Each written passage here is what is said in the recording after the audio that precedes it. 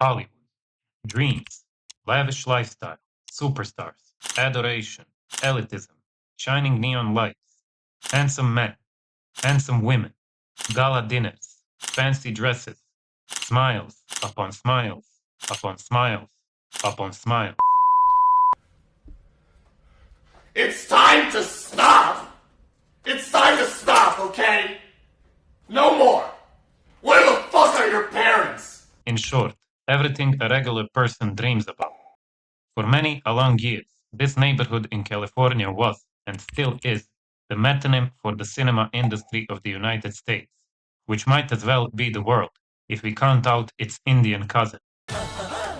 Most of us in our younger years admired one of its stars and wanted to be just like them. Is it because of glamour, being cool, or the admiration these people get from the rest of the world? Our goal today is examining the other side, or what lies beneath the smiles, glamour, and flashy appeal.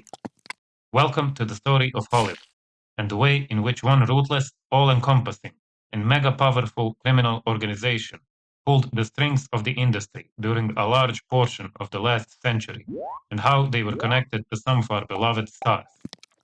We present to you the story of Hollywood and the Mafia, the flip side of glamour. So, let's start with a little bit of glamour. According to crime reads, early Hollywood filmmakers were of bohemian character, open-minded and experimental. The movies had become a big business by the late 1910s.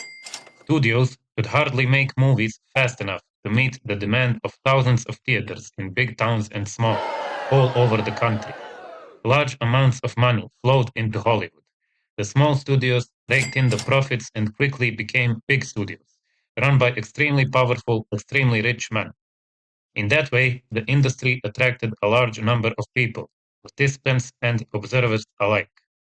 Very soon, Hollywood and the movie business became the center around which various social circles gravitated, from actors, directors, screenwriters, and other movie people to more nefarious characters. This kind of glamorous social surrounding gave birth to some of the most popular entertainment figures of the century. So, how long did it take for the most popular of them to take a walk on the wild side? Let's jump in and find out.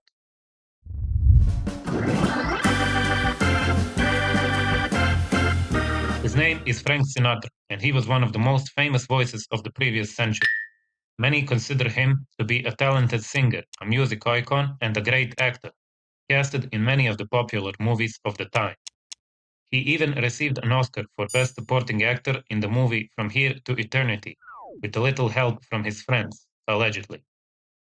He was also a socialite, and, undeniably so, one of the more influential people in Hollywood in the 20th century.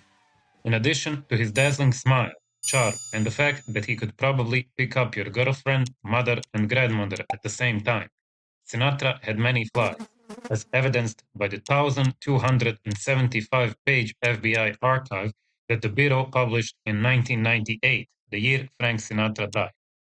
More on that later, of course.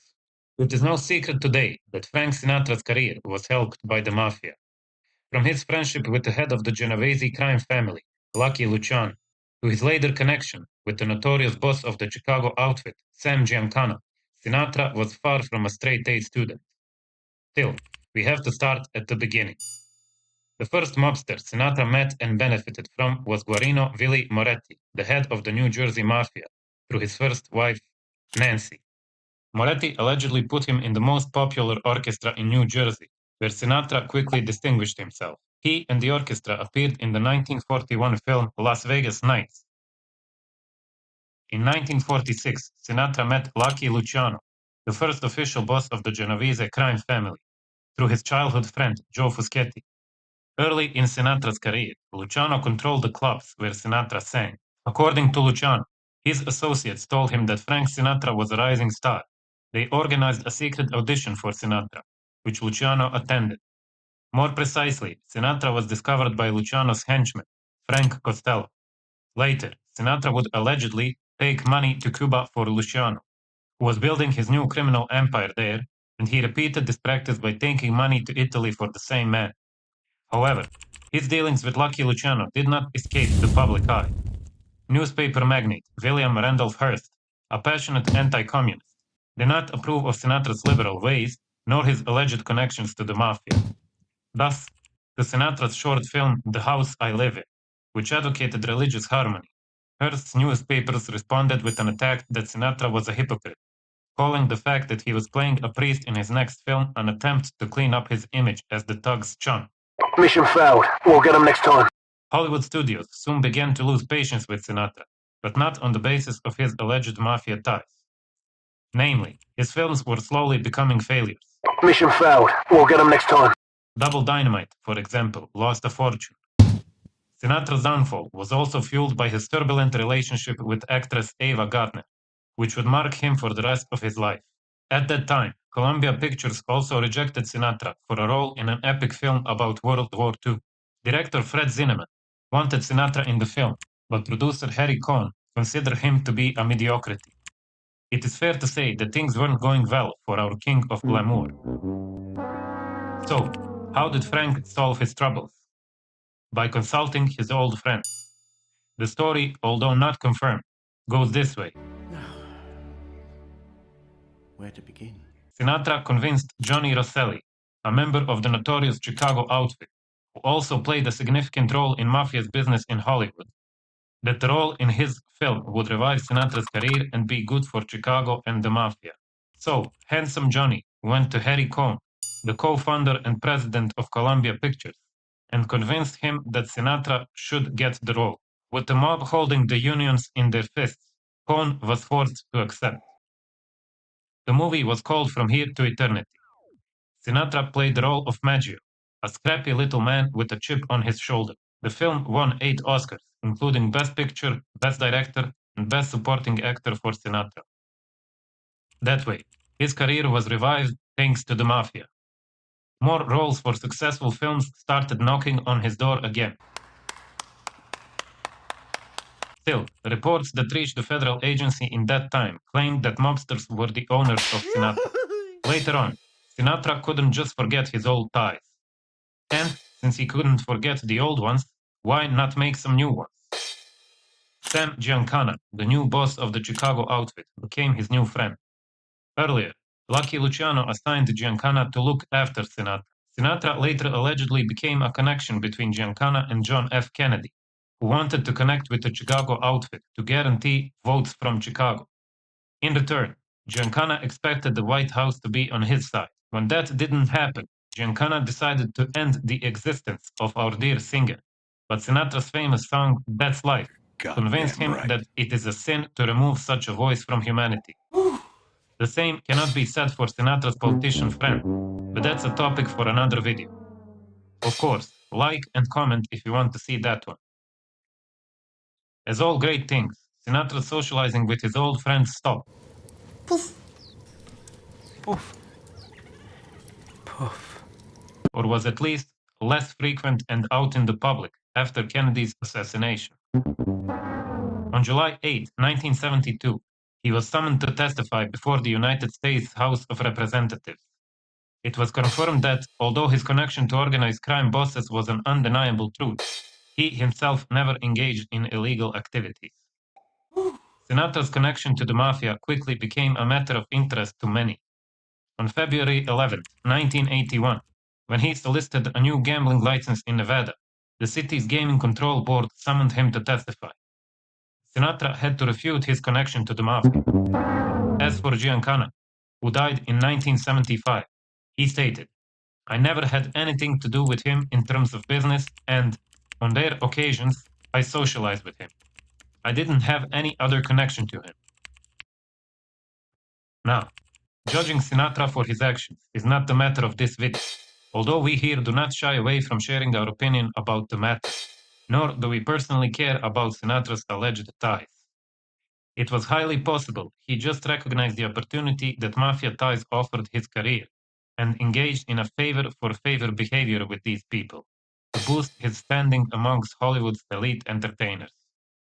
Were his methods Machiavellian? Probably. Did he like the action? I know I would. Was he ruthless in his execution and ready to burn his grandmother for success as long as no one knew about it? We don't know. Would I burn my grandmother for success? I'd do it for free. What I'm trying to say here is that I would love to know your opinions about everything, so feel free to share them in the comments and spark a debate. No comments will be held back, and I would like to see what you all think. I also have an idea for these types of debates on the channel, so stay tuned until the end. As for Sinatra, he continued performing until his death on May 14, 1998, when he was 82 years old. On December of the same year, the FBI published 1,275 pages of archives on him, but they were not that scary. Most of them were collected letters, some of them threat mail, some of them contracts with his old friends about other things, not crime related. Be that as it may, Frank Sinatra was blessed with a deep velvet voice and a burning ambition that sure made him milk the blessing for everything it offered. Also, he was an influential figure of the time, one of the most influential in Hollywood. So, in some way, he was worthy of a further analysis. Glamorous he for sure was, but he wasn't the only one.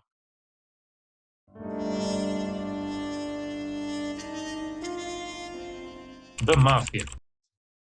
Whatever you think about it, there is rarely a name so strong and subtle as this one. One might say that Hollywood stars weren't the only glamorous ones anymore. So, what was this organization that, to many, represented an aspirational way of life, full of girls, Gentiles, golfing, guns, and glamour? Well, while talking about the Mafia's meteoric rise in the United States, one must start nowhere else but the beginning. This is the Italian island of Sicily. Usually, it is a calm and quaint place, especially when it is not being attacked by all foreign invaders possible, from the Romans to the French. It was this excessive bullying of the people that made them grow tired of it and band together against the common enemy, the invaders. Goddamn right. Small groups were formed that slowly evolved into private armies, who became so powerful with time that they now were able to extort money from the landowners that were supposed to be controlling them. These armies later became known as the families, and each of them had their own codes of conduct and was dishing out justice. Goddamn right. So, when did they come to the United States? During the late 19th and early 20th century, a vast number of Italians moved to the States in search of a better life. This included many people from Sicily due to its poor social and economic conditions. Many of them settled in New York, or, more precisely, to the Lower East Side of Manhattan that later became known as the Little Italy, thanks to its new residents. Soon after, a large number of criminal groups emerged in New York City, and they started exploiting its resources. The most popular one was the notorious 5 Points Gang, founded by former boxer Paolo Vaccarelli. This gang also gave birth to some of the most prominent and feared crime bosses in history, such as Meyer Lansky, Bugsy Siegel, and Al Capone. The next big point of development for the Mafia was the year of 1920, when Prohibition hit America. The ban on alcohol created a lucrative business opportunity for anyone that could supply bootlegged form of this liquid substance. Of course, it was not soon before the Mafia dominated the market and raked in large sums of cash. Also, Prohibition in the United States coincided with the rise of fascism in Italy, with Benito Mussolini coming to power, which made even more Italians move to the United States. This, in turn, provided the Mafia with a vast array of new recruits. Through the 1920s, the American Mafia boomed in strength. The boss these days was literally the boss, and I mean literally. His name was Giuseppe Joe the Boss Masseria, and he used to run things in New York City, at least for the most part. Still, there existed a powerful Sicilian mafia don that wanted to take over, so he sent his protege Salvatore Maranzano to try and contest the structure of power in the Big Apple. Goddamn right. Maranzano gradually built up his own criminal empire, before declaring all-out war on Masseria in 1930. For over a year, the two New York mafia clans openly fought one another with gang members on both sides. Eventually, on the 15th of April 1931, Masseria himself was killed in a restaurant by 4 gunmen. The person who made this surprise possible was none other than Masseria's own right-hand man and the aforementioned friend of Frank Sinatra, Lucky Luciano. One might say Lucky was a gangster by heart. As a teenager, he was a member of the 5 Points gang and later made his fortune in bootlegging. He got his nickname after surviving a knife attack that left him with a drooping eye and scars all over his face. What happened here was simple. Luciano betrayed his boss, wanting to be on the winning side, on the condition that he becomes second in command after Maranzano took over. After his victory, Maranzano reorganized the mafia gangs of New York into the so-called 5 families. In a bid to consolidate his newfound power, he then named himself Capo di tutti capi, the boss of all bosses. Then another shock ensued. While Maranzano was sitting in his chair and narcissistically enjoying his newfound power, Lucky Luciano struck again. See, the heads of the 5 families didn't like Maranzano's behavior, finding him arrogant, old-fashioned, and greedy. Therefore, good old Lucky arranged 4 hitmen that posed as government agents to go to Maranzano's office and end his short-lived career as Capo di tutti capi. Lucky Luciano then, based on his experience, decided he will not name himself the boss of all bosses. Instead, he established something called the Commission, a body made up of 7 mafia leaders, the heads of all the 5 families, the head of the Chicago outfit, and the head of the Buffalo family. The Commission's responsibility was overseeing the activities of the mobs and mediating disputes between rival gangs. They met every 5 years to solve out major problems. After the prohibition ended in December of 1933, bootlegging alcohol stopped being such a lucrative activity. Basically, the mafia needed a new, creative way of income. This is where our good old Hollywood comes into the story again. Because is there a better form of income than controlling the rising industry of entertainment?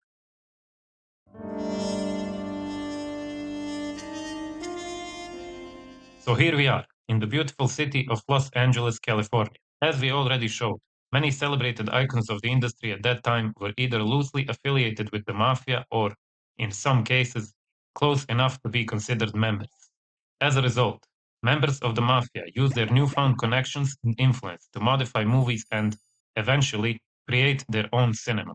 The mafioso's entryway into Hollywood was crafted by none other than Al Capone, the Chicago gangster, in hopes of expanding his countrywide empire, sent a few of his associates to Los Angeles. One in particular we all remember. Tune in to the start of the video if you don't. His name is Handsome Johnny Rosselli, and he was tasked with networking on behalf of Capone, appealing to the industry's producers, writers, and directors. That Mr. Capone was ahead of his time it is evident, since he sent his guy to Hollywood much before the prohibition had ended. He thought Los Angeles and the movies had many talents to offer. Therefore, Handsome Johnny sought to capitalize off of the high demand for alcohol, as well as other ventures. One other important figure is to be mentioned here. After Al Capone went to federal prison for tax evasion, and prohibition was repealed, Chicago's new crime boss Frank the Enforcer Nitti was also in search of a new source of income. They had their traditional rackets, gambling and prostitution, but neither was the cash cow that illegal booze had been. They found their new niche in union manipulation and eventually determined to specialize in the entertainment unions. The reason was simple. The country was still in depth of the Great Depression, but the one commercial stream that kept rolling without interruption was the movie industry. You see, a Hollywood film is a cooperative effort requiring writers, carpenters, painters, electricians, teamsters, and many more skills specific to motion pictures. Movies do not get made without these artisans. By controlling the union, as well as providing movie funding, the mafia effectively had their fist clutched on Hollywood. Simply said, if a mafia guy decided to do so, he could send all of the workers home in a flash, so no technical staff would be there to film the thing. This meant that, unless Marilyn Monroe connected the cables, there wouldn't even be a movie. Tom Malloy, the president of the Motion Picture Machine Operators Union, became indebted to the mob when he asked Nitti to use his influence with the prosecutor's office to get his indictment on income tax fraud thrown out. This gave the mob the opening they needed to take over the projectionists union, which provided them with 2 income streams: their traditional scheme from the union dues, as well as large payouts from the theater owners to avert any labor actions which might shut down their theaters. Nitti double-crossed Malloy, realizing that Malloy's conviction and incarceration would give him sole control of the MPMOU. All of these happenings freed up the scene for our next 2 characters to, unaware of the goldmine they fell into, walk in and, with a little help from Nitti, start dominating the industry.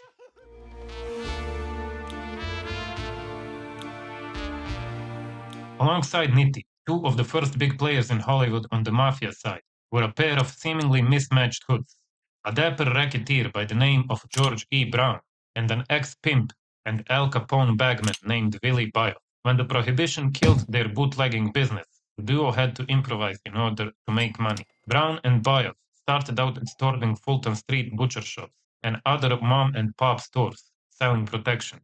Brown worked what was considered to be gentlemen, while Bayov worked the Jews. Soon after, they progressed to theaters. Despite being a thug, Brown was a canny businessman, so he came up with an idea. Why shake down theaters one at a time when you can make big money with shaking a whole chain of them at once? Their first attempt at a big-time shakedown went smoothly. It was early 1933, and they targeted a chain of Chicago theaters owned by Barney Balaban, who later ran Paramount, and Sam Cutts, who later became part owner of MGM. B&B extorted the chain for 25 grand, under the official guise of collecting money for a local soup kitchen. The pair were filled with optimism at their easy success, convinced that the owners would repeatedly pay to avoid violence on their property. To celebrate, B&B took their loot to an illegal Chicago casino called Club 100, where they drank heavily and played roulette. They were there noticed by the casino owner, a surly hood named Nick Circella, who worked for the syndicate Lieutenant Frankie Rio. Circella reported the incident to the new boss of the Chicago outfit, Frank Nitti. The next day, Nitti called Brown and Bayov for a meeting at his 20-room mansion. Brown and Bayov were extremely afraid, convinced that they were about to be whacked. Nitti then asked them about the origin of their newfound earnings. Brown explained that they'd collected protection money from a chain of theaters using a fake soup kitchen charity. At that moment, Nitti had an idea that would change the Mafia's dealings in Hollywood forever, and probably enable me to make this video. Nitti informed B&B that they now worked for him, explaining that Al Capone ordered the outfit to grab a piece of Hollywood before he went to jail. He informed them that they were going to take theater protection to the next level, global rather than local. Nitti explained to them that they have to do it through the unions. He had also been working on forming an alliance with organized crime in other parts of the nation, which had the potential to solidify his coast-to-coast influence. He therefore met with key mobsters in New York and Los Angeles and formed a syndicate, with one of its primary goals being the extortion of Hollywood. Nitti installed Brown as the president of the International Alliance of Theatrical Stage Employees Union, commonly referred to as the Stagehand Union. IATSE was formed in 1893 to protect vaudeville workers. This provided the Mafia with all the leverage they needed. Brown then retreated into shadows, while Bayov did most of the muscle work. It was Bayov's extortion of the 20th Century Fox CEO and producer Joseph M. Schenck that turned out to be his biggest move. Bayov managed to extort $100,000 from Schenck and his brother, $50,000 in the first year, then again the year after. When the studios had actual problems with the unions, they used mob muscle to squash it. The National Syndicate was getting its bite of the Hollywood and still everyone was happy. Well, everyone except for the little man.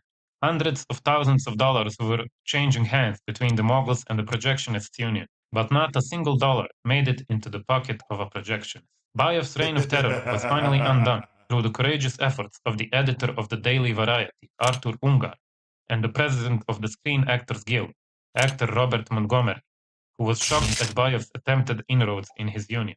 The pair was joined by the Hearst newspaper syndicate, which in turn led to the exposure of Bayev's IATSE shenanigans. Both George Brown and Willie Bayev were convinced on racketeering and extortion charges. Brown got 8 years and Willie got a first ticket to Alcatraz. No sooner did he arrive at the Rock, Bayev sang like a canary, which soon resulted in the indictments of 7 Chicago mobsters, including the notorious Frank Nitti, who ended up shooting himself in a Chicago freight yard. After his release, Bayov took up residence in Phoenix, Arizona. On November 4, 1955, he was blown to bits at the wheel of his car, considered to be payback from the guys in the Windy City. B&B and Nitti's reign may have ended. They weren't the only figures of the underworld that had their claws in the movie.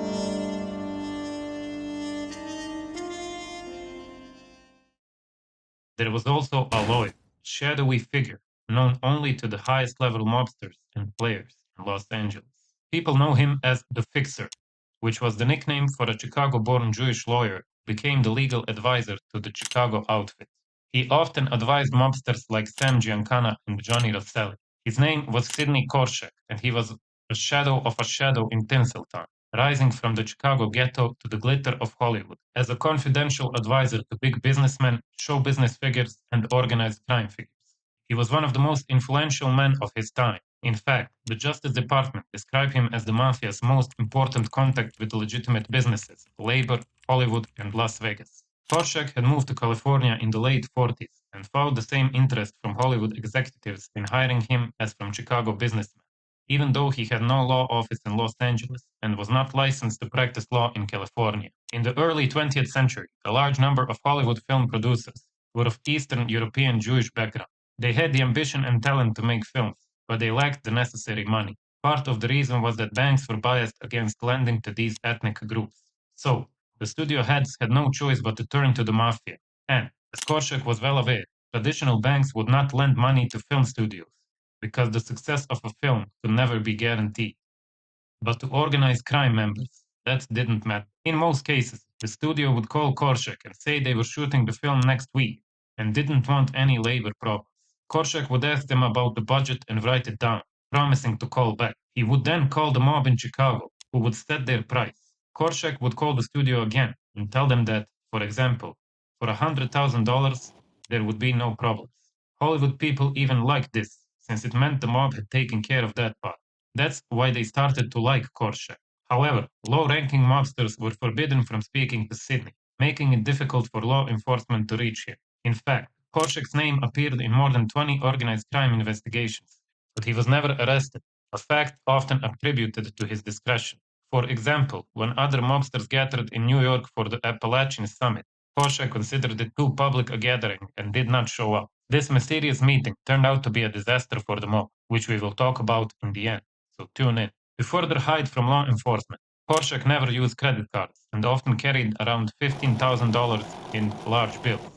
He was arrested only once for carrying a concealed weapon in Chicago in 1931, but the charge was quickly dismissed. The truth is that Korshak's influence was everywhere, and it reached far beyond Hollywood. Thus, Sidney Korshak's name remained unnoticed by the masses, but in the inner circles of the underworld, Hollywood and law, he was one of the most important names. He was believed to control the inner affairs of Hollywood, Las Vegas, and many other areas.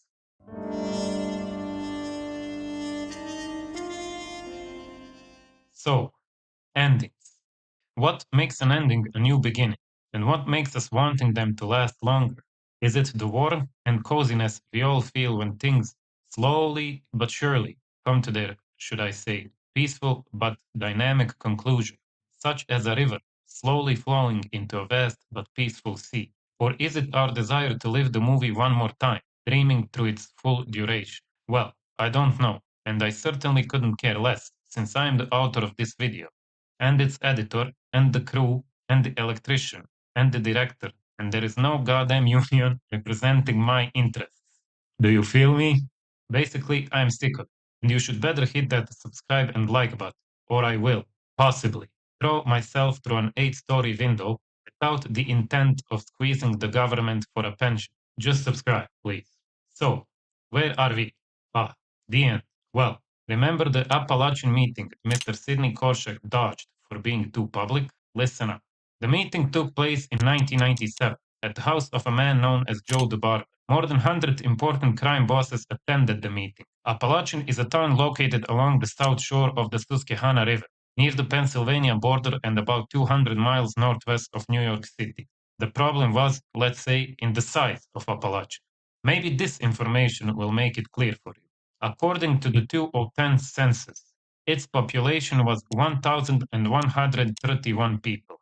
So, unless it is a town populated by 40,000 underage children, one could say it is a place where everybody knows everybody. So, when numerous flashy cars arrived and many extremely well-dressed men came out of them, the local police force couldn't help but wonder what in the world is going on. They, of course, raided the property, which caused a very humiliating scene.